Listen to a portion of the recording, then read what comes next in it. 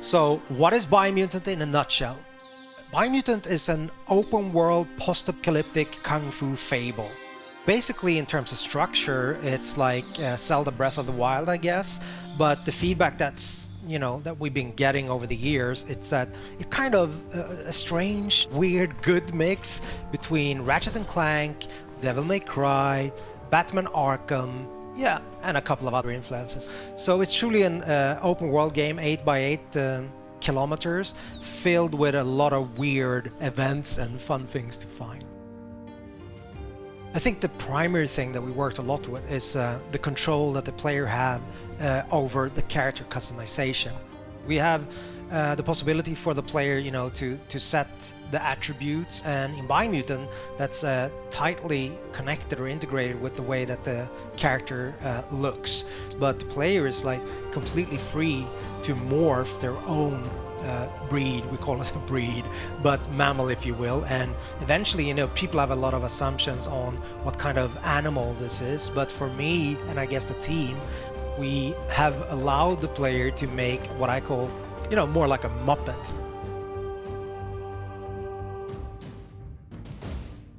And with character customization, it goes all the way down to crafting bits onto your clothes or hats or pants or whatnot. I guess the most important thing is the arsenal of the weapons. I mean, it's an action role-playing game, right? So we're focusing on the action parts of, the role-playing aspect. Each part that you can find for weapons and gear also comes with like a material, a quality aspect, so they can be more damaged or of a higher quality material. Just mentioning that you don't have to repair, but you can actually upgrade things that are broken, but they will never diminish in terms of their material qualities, like in Zelda, for example. We don't do that. In the game, you have 6 different tribes, so they're all composed of, a leader, a Sifu, if you will, that have mastered a specific Wang Fu combat style and trained his disciples in that. So these tribes are now in conflict. Basically, there are 3 tribes that have what we call a light aura. So basically a good karma, if you will, if you want to paint it black and white. And there are 3 tribes that have like a dark aura. Eventually, at the start of the game, you will find that you have to choose an ally, so one of these 6 tribes. As you move along or go further into the game, you're free at any time to change your allegiance. But at the start of the game, you choose one of these 2 tribes. And basically, at that point, the state of the world is represented by a huge tree that's at the heart of the 8x8 kilometer open world. So it's a representation of the world either going under or the world surviving. So this is all tied to the tree of life.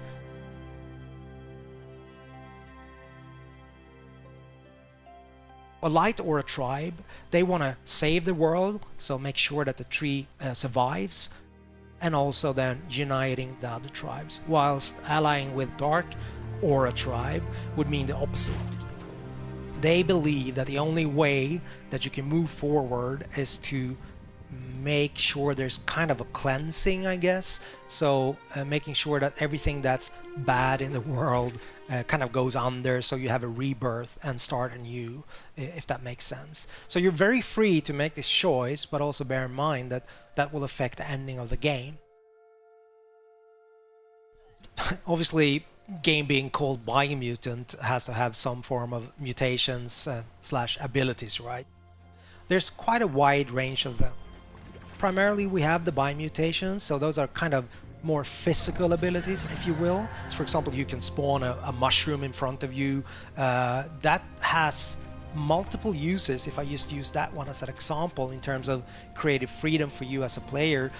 Combining this jumping up on the mushroom with, let's say, just electricity shooting out from your fingers, like the Emperor in Star Wars, or once the character is airborne, like your enemy, just going up there, unleashing some other kind of strange abilities. I don't want to go into all of them.